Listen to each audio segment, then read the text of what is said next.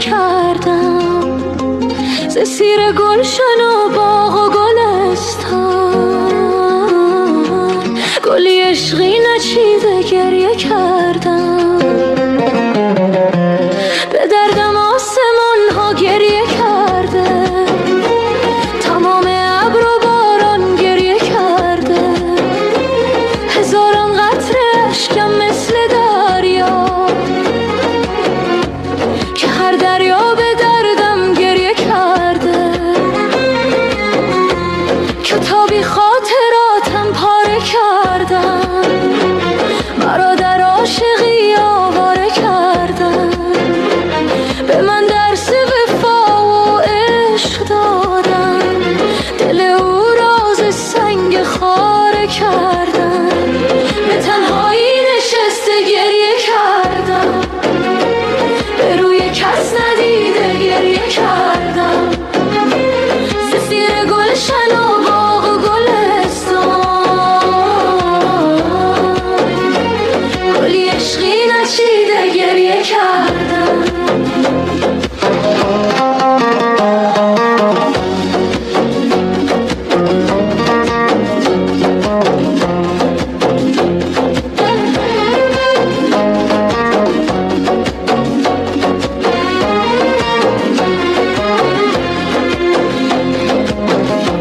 تو از شهر خدا اینجا رسیدی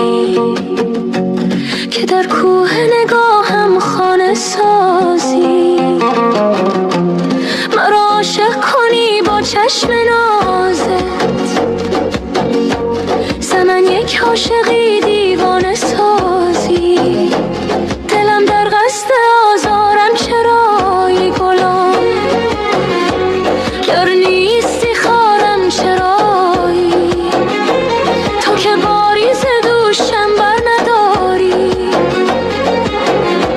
همیشه بار سری بارم چرایی، به تنهایی نشسته گریه کردم، به روی کس ندیده گریه کردم، ز سیر گلشن و باغ و گلستان، گلی عشقی نچیده گریه کردم.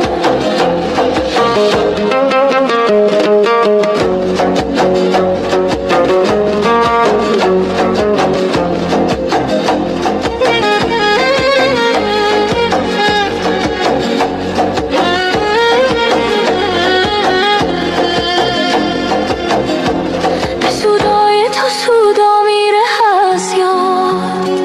به دیدارت تمنا میره از یاد، به پیش تو اگر دست پاچه میشم،